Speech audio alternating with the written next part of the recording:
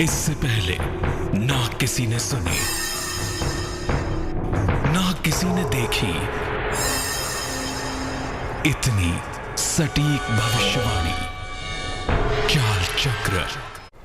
नमस्कार, बहुत स्वागत है आपका। आप देख रहे हैं चाल चक्र और मैं हूं आपके साथ शैलेंद्र पांडे। ज्योतिष में कुंडलियां तब अच्छी होती हैं जब उनके अंदर अच्छे योग होते हैं, और जीवन में कुंडलियों के परिणाम तब बुरे होते हैं जब उनके अंदर बुरे योग या दुर्योग पाए जाते हैं। अगर कुंडली में कोई दुर्योग है तो उसकी वजह से जीवन में बहुत सारी रुकावटें आती हैं, बहुत सारी दिक्कतें आती हैं, और वो दिक्कतें आपके लिए परेशानियां बढ़ा देती हैं। आज हम आपको बताएंगे कि सावन के इस पावन महीने में आप अपनी कुंडली के दुर्योगों को कैसे समाप्त कर सकते हैं, भगवान शिव की कृपा से इन दुर्योगों को दूर कैसे कर सकते हैं। चाल चक्र में आज क्या खास है, चलिए बताते हैं आपको। चाल चक्र में आज बात करेंगे कि कुंडली के जो बुरे योग हैं, जो दुर्योग हैं, वो आपकी मुश्किलें कैसे बढ़ाते हैं।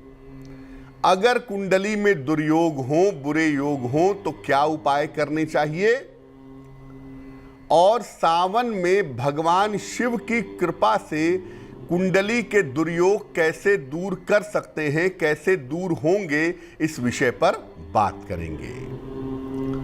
तो अगर आपकी कुंडली में कोई अशुभ योग है, कोई दुर्योग है, तो आप उसको लेकर के चिंतित मत होइए। थोड़े से उपाय करिए, सावन में भगवान शिव की उपासना करिए, उन दुर्योगों का प्रभाव आपके जीवन में नहीं रहेगा। क्या उपाय हैं, कौन से दुर्योग हैं, इस पर चर्चा करेंगे, लेकिन सबसे पहले जानेंगे आज का पंचांग। आज तिथि है श्रावण कृष्ण पक्ष की पंचमी तिथि। नक्षत्र है पूर्वा भाद्रपद नक्षत्र, सुबह के 10:45 तक। इसके बाद उत्तरा भाद्रपद। चंद्रमा मीन राशि में संचरण कर रहे हैं। राहु काल का समय दोपहर के 12 बजे से तकरीबन 1:30 तक। उत्तर दिशा की तरफ आज यात्रा करने की मनाही है, लेकिन अगर यात्रा करना ज़रूरी है, मजबूरी है, तो ऐसी स्थिति में जरा सी हरी सौंफ खाकर और भगवान का स्मरण करके यात्रा करेंगे तो मुश्किल से बचे रहेंगे। चर्चा को आगे बढ़ाएं उसके पहले आपको बताते हैं वो टेलीफोन नंबर जिस पर फ़ोन करके आप कार्यक्रम में हमारे साथ जुड़ सकते हैं। हमारा फ़ोन नंबर है 0120-480-7333, 0120-4807-333। सबसे पहले जिस दुर्योग की बात करेंगे वो बड़ा सामान्य सा दुर्योग है, लेकिन इसका प्रभाव बहुत ज़्यादा निगेटिव होता है, बहुत ज़्यादा नकारात्मक होता है। वो दुर्योग है केमद्रुम योग। क्या होता है ये? चंद्रमा से बनने वाला सबसे भयंकर, सबसे ज़्यादा निगेटिव योग अगर कोई होता है तो इसे केमद्रुम योग कहते हैं।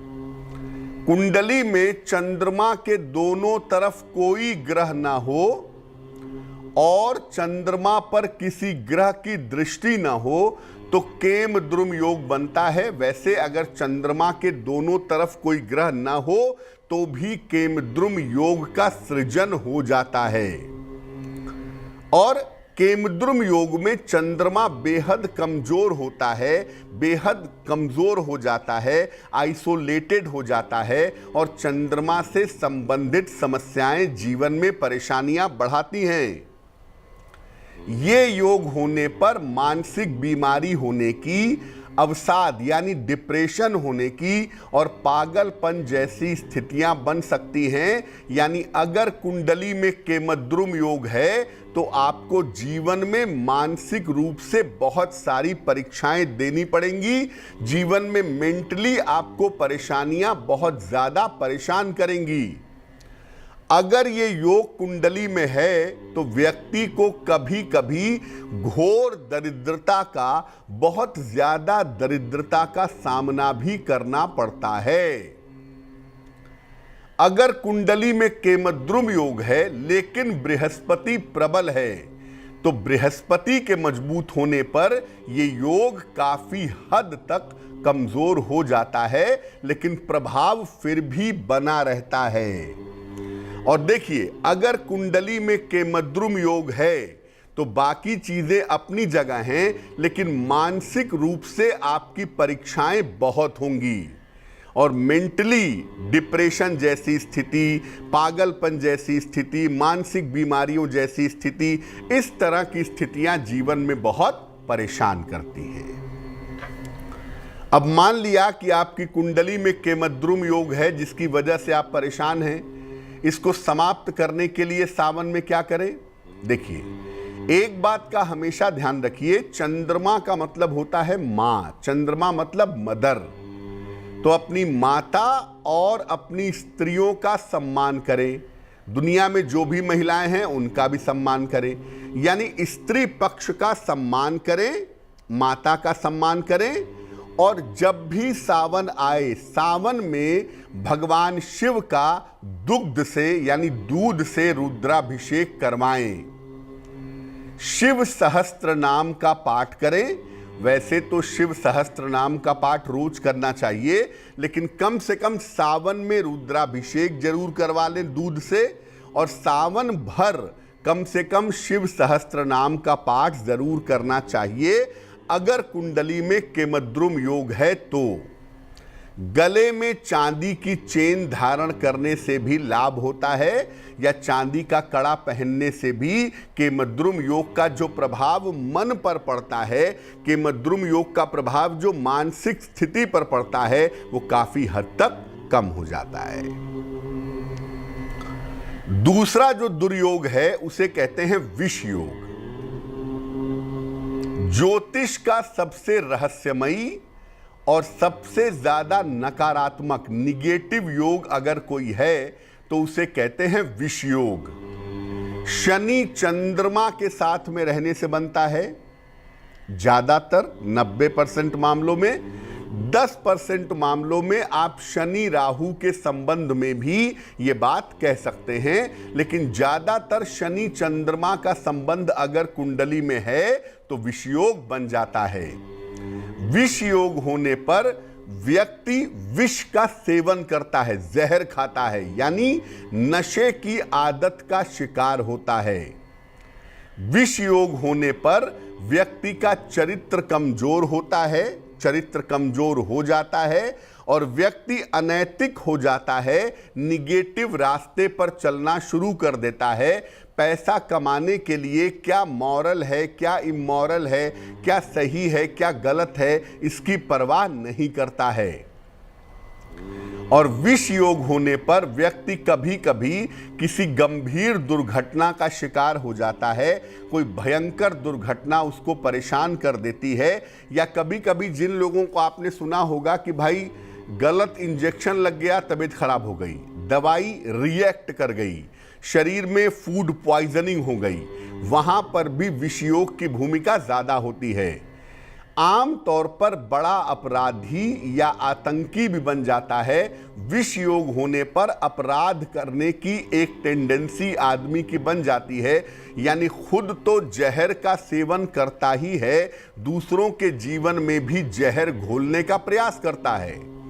हालांकि शनि चंद्रमा के योग का सकारात्मक पक्ष भी है, पॉजिटिव पार्ट भी है, और शनि चंद्रमा का संबंध होने से व्यक्ति संत महात्मा योगी भी बनता है, लेकिन ऐसा होता कम है। 90% मामलों में शनि चंद्रमा का संबंध आदमी को भौतिकवादिता की तरफ ले जाता है, और ज्यादातर ऐसे लोग निगेटिव प्रभाव के, नकारात्मक प्रभाव के देखे जाते हैं। क्या करना चाहिए?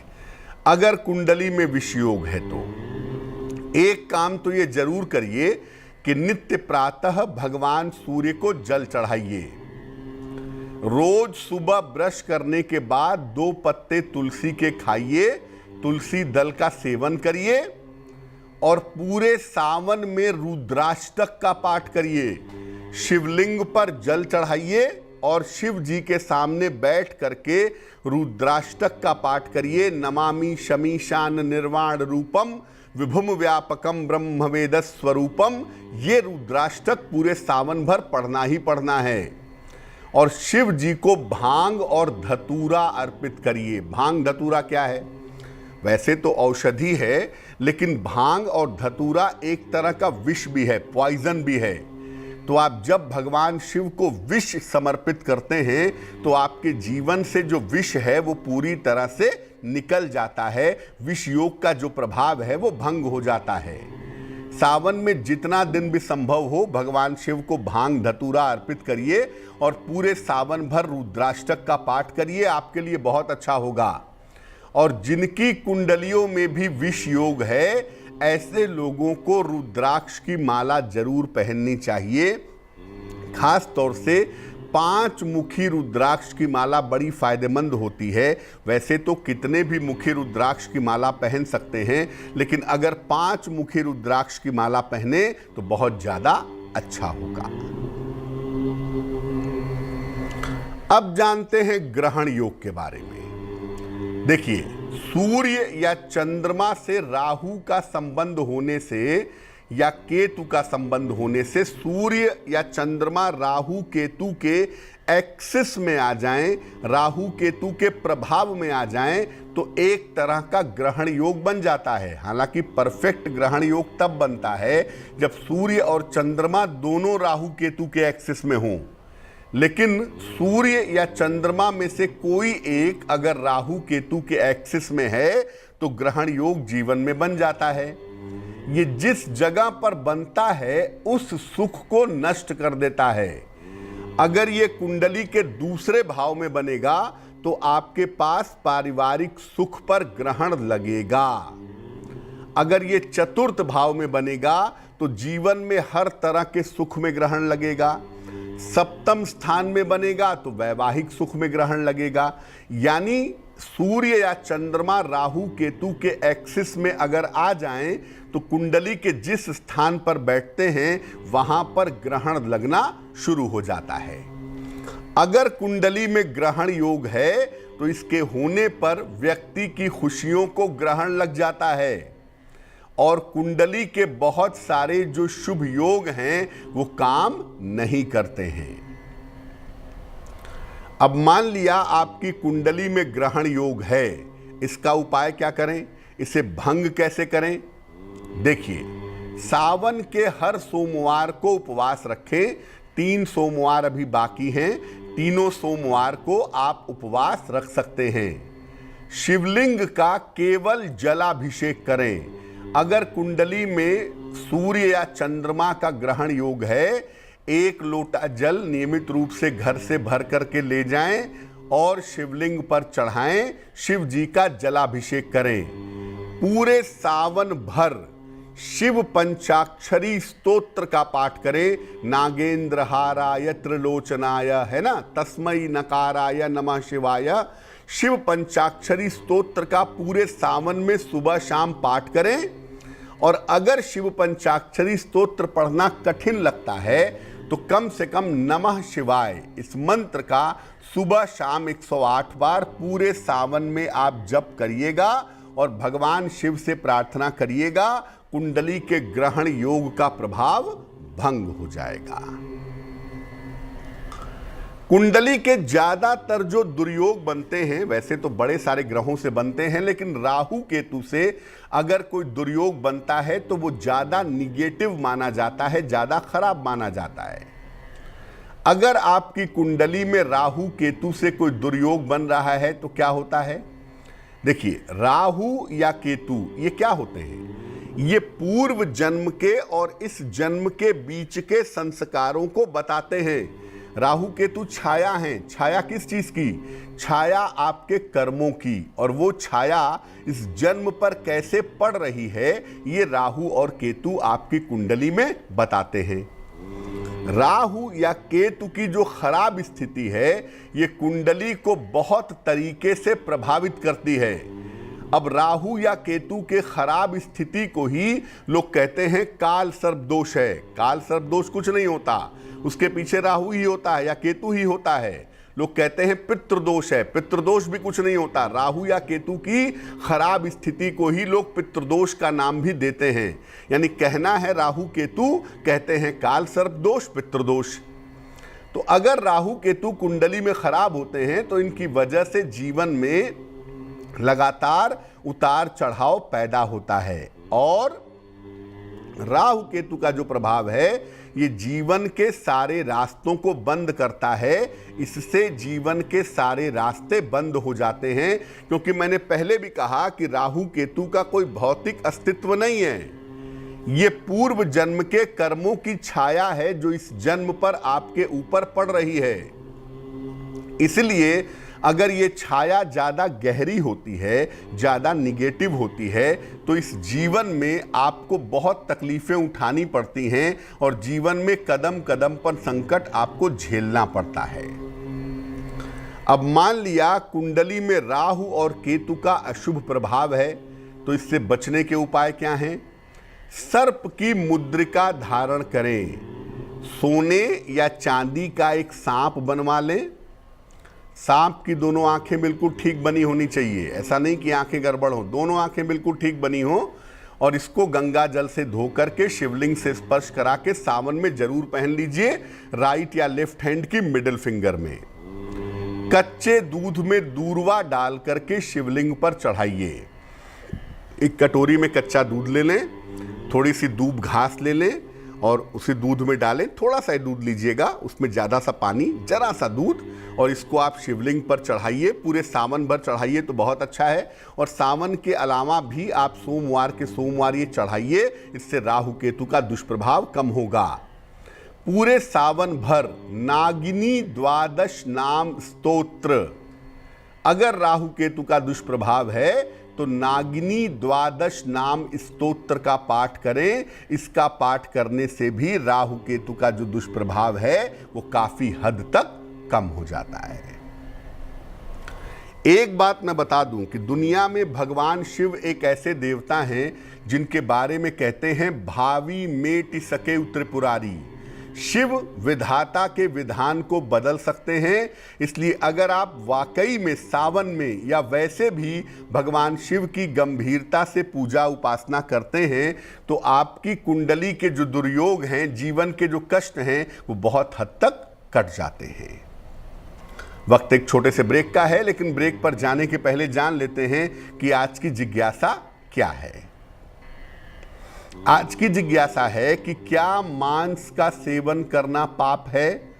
क्योंकि बहुत सारे लोग कहते हैं कि जीव जीवस्य भोजनम, इसलिए मांस खाने में कोई हर्ज नहीं है। लोग कहते हैं कि मेडिकल साइंस कहता है कि इसका कोई बुरा असर नहीं पड़ता, इससे पाप पुण्य का कोई संबंध नहीं होता, जिसको मरना है वो तो मरेगा ही। तो दरअसल मांस खाना पाप है या नहीं है, सामान्य सी बात है। इसका जीवन पर क्या असर पड़ता है ये बताएंगे एक छोटे से ब्रेक के बाद।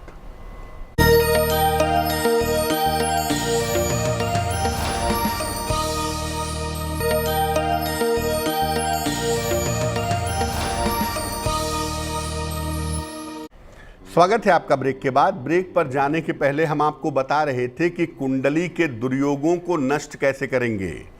इस समय सुमित जी जुड़ रहे हैं हमारे साथ इटारसी से, उनसे बात करते हैं। सुमित जी बताइए। पंडित जी, मेरी डेट ऑफ बर्थ है 25/10/93। समय बताएं। समय है 12:10 PM दोपहर के। कहाँ पे जन्म हुआ है? इटारसी। इटारसी जी। पूछिए क्या प्रश्न है? मुझे अपनी जॉब के बारे में पूछना है। मैं जॉब के लिए काफी परेशान हूँ। पिछले 2 सालों से मुझे जॉब नहीं मिल पा रही है मनचाही। क्या नौकरी करना चाहते हैं? जी, फाइनेंस सेक्टर में मैं जॉब करना चाहता हूँ। ICWA मैंने कर रखा हुआ है। इसमें मेरा करियर कैसा रहेगा? और पंडित जी, मुझे जॉब मिली भी थी अभी गुजरात तरफ, बट मैं उसमें मन नहीं बना पाया कि मैं वहाँ जा पाऊँ। और मैंने पुखराज पहना हुआ है 5-5.5 रत्ती का। कुंडली आपकी धनु लग्न की है सुमित, राशि आपकी कुंभ बनती है। महादशा इस समय आपकी चल रही है बृहस्पति की और अंतरदशा चल रही है राहु की जनवरी 2022 तक। देखो, ये कुंडली जो है ये मैनेजमेंट के लिए और फाइनेंस के करियर के लिए बड़ी अच्छी कुंडली है।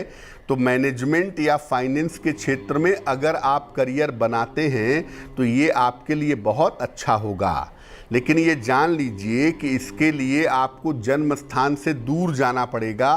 कुंडली के दूसरे खाने में शनि और 12वें खाने में राहु बैठा हुआ है, यानी जन्म स्थान से दूर जाकर के सफलता प्राप्त करने की संभावना ज़्यादा दिखाई दे रही है।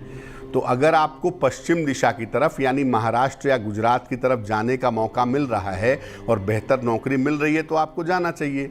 वैसे तो देखो, 15 अगस्त से लेकर 16 सितंबर के बीच का जो समय है ये समय आपकी कुंडली में नौकरी का बेहतर समय है। इस समय में आपको नौकरी के लिए प्रयत्न करना चाहिए। स्थान परिवर्तन होता है तो वो आप कर लीजिए। आपकी कुंडली का जो बहुत अच्छा समय है, जो सर्वोत्तम समय है करियर के लिहाज से, वो आपको अगस्त 2022 से मिलेगा। उसके बाद करियर की तरक्की आपकी बहुत अच्छी है। और दूसरी बात यह है कि जन्म स्थान से दूर जाकर ही प्रयास करें तो वो भी ठीक होगा। भविष्य में थोड़ी बहुत पढ़ाई आपकी बाकी रहती है अभी। ऐसा लगता है कि मैनेजमेंट या फाइनेंस से संबंधित कोई पढ़ाई भी आप 2022 में करेंगे, इसकी संभावना दिख रही है। अच्छा करियर हो, अच्छा जीवन बने आपका, इसके लिए आपने पीला पुखराज पहना है, बिल्कुल ठीक है। साथ में एक देसी मूंगा वजन में 8-10 रत्ती तांबे या सोने की अंगूठी में दाहिने हाथ की अनामिका उंगली में मंगलवार की सवेरे आप धारण करें, आपके लिए लाभकारी होगा। वक्त एक और छोटे से ब्रेक का हो गया है और ब्रेक के बाद वापस आएंगे तो बात आपके राशियों की करेंगे, आपके कुछ और प्रश्नों के उत्तर देंगे और समाधान करेंगे आपकी जिज्ञासा का।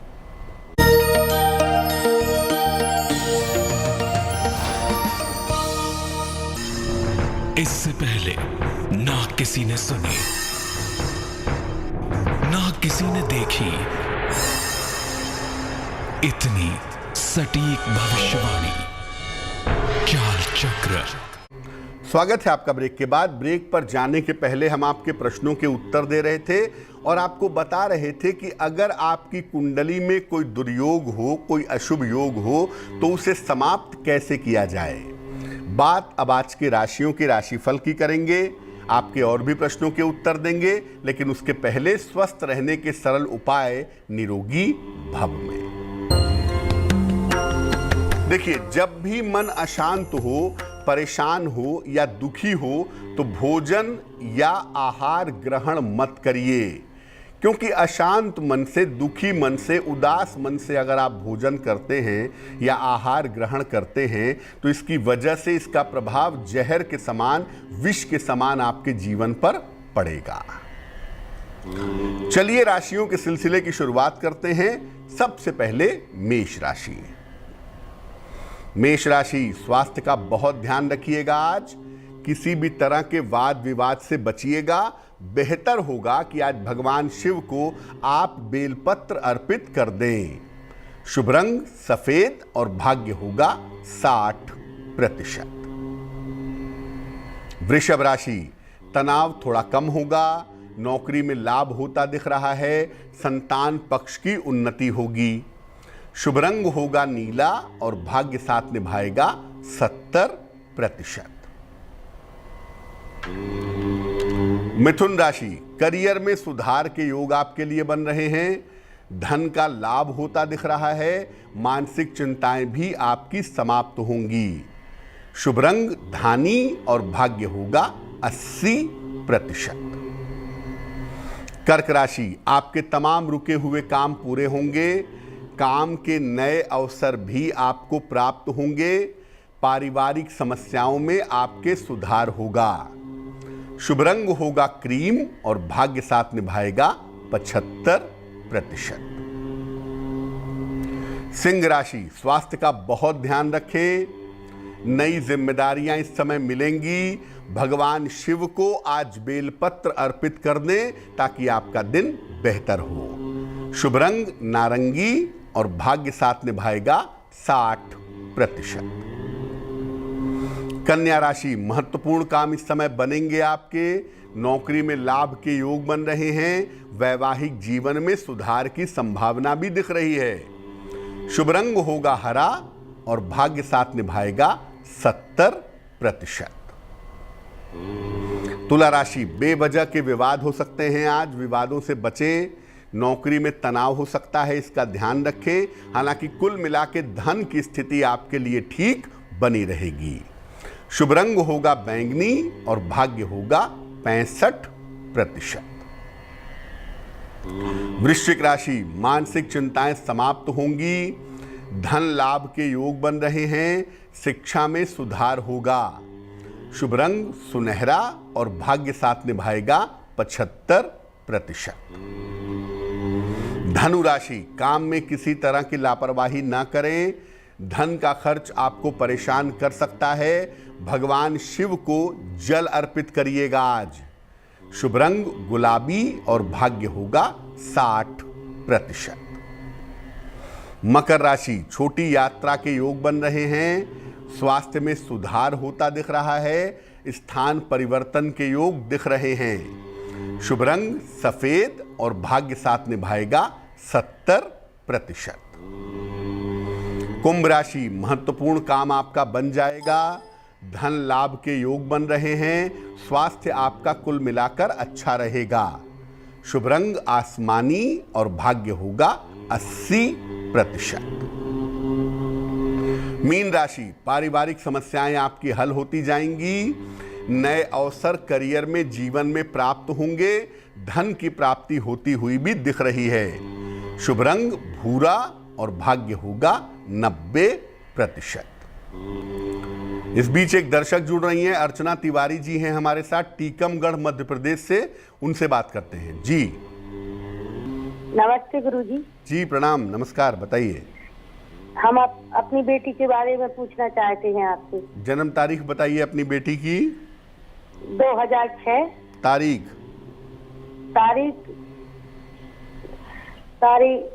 14 तारीख। महीना क्या है? महीना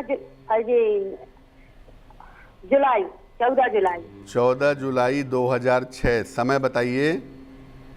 सुबह 8 रात को 8 से 9 के बीच में। कहाँ पे जन्म हुआ है? पलेरा, जिला टीकमगढ़, पलेरा में। कहाँ पड़ता है ये टीकमगढ़ जिले में। जी जी, पूछिए क्या प्रश्न है? उनको पूछना चाहते कि हम उनको बहुत परेशान है। 2 साल की थी वो, जब से उनके कान में मवाद आ रही है, वो ठीक नहीं है। आप उसको बताइए कि ये अभी क्या दिक्कत चल रही है? अंदर मवाद बनती है कान में। कान में मवाद बनती है?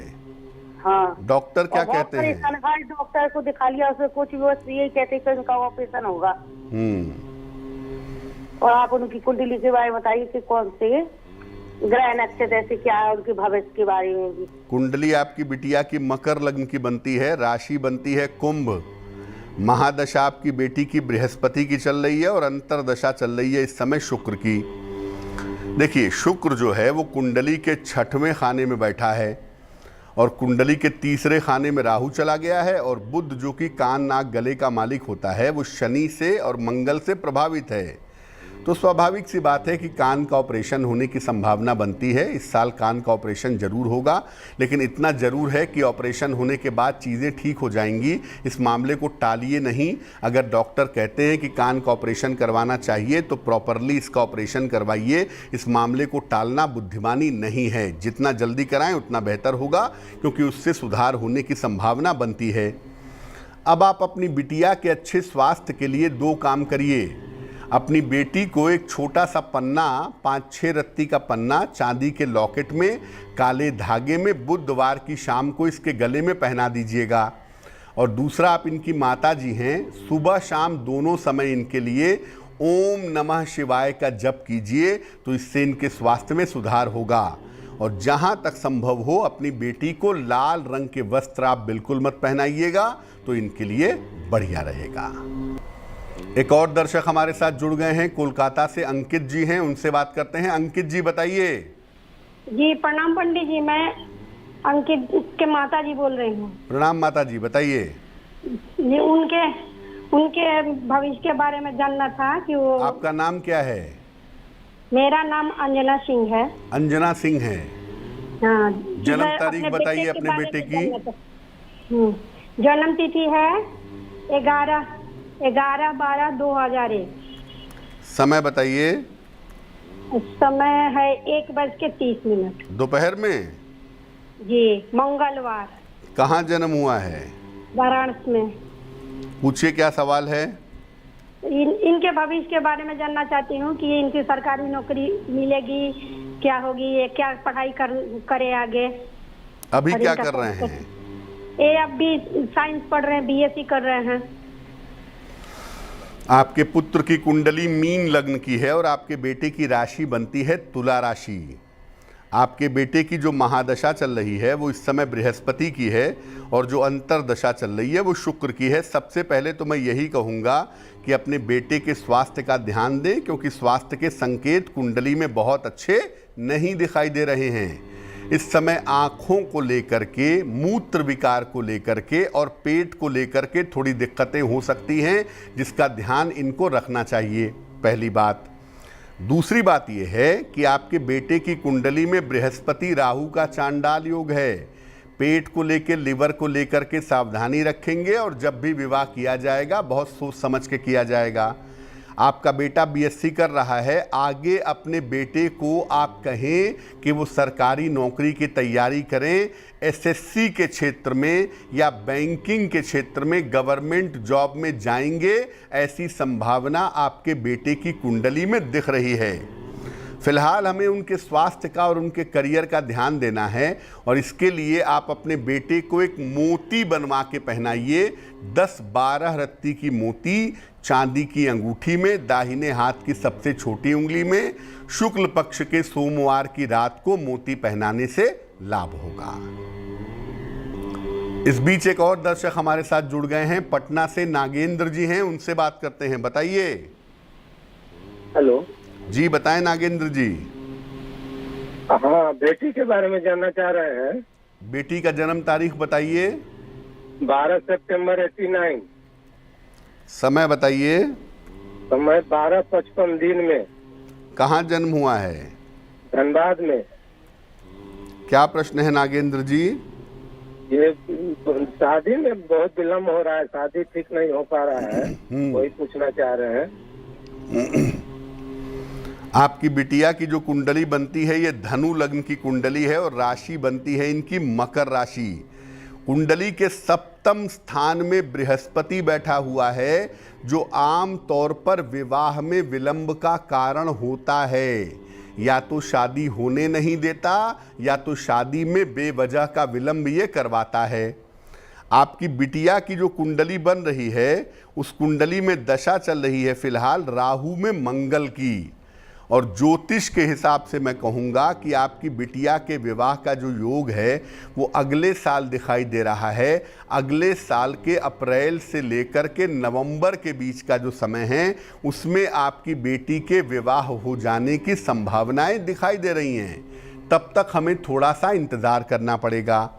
अब इनका विवाह जल्दी हो, वैवाहिक जीवन बेहतर हो, उसके लिए इनको एक मोती बनवा के आप पहना दें। 10-12 रत्ती की मोती चांदी की अंगूठी में, दाहिने हाथ की सबसे छोटी उंगली में।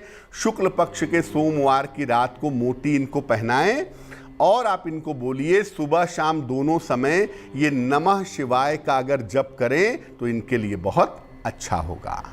इस बीच एक दर्शक जुड़ रही हैं, जया मिश्रा जी हैं हमारे साथ सीतापुर से, उनसे बात करते हैं। जया जी बताइए।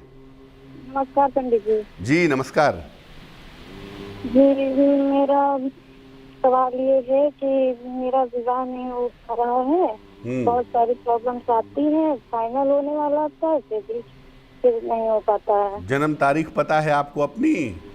जी बताइए। जी 1997 कार्तिक शुक्ल। तारीख बताइए, डेट बताइए। डेट 20 अक्टूबर। 20 अक्टूबर कौन से साल में? 1997। समय बताइए। सुबह के 11 बजे। कहाँ जन्म हुआ है? सीतापुर यूपी। और आप ये जानना चाहती हैं कि आपका विवाह कब होगा? आपके विवाह में विलंब हो रहा है, यही जानना चाहती हैं ना? जी।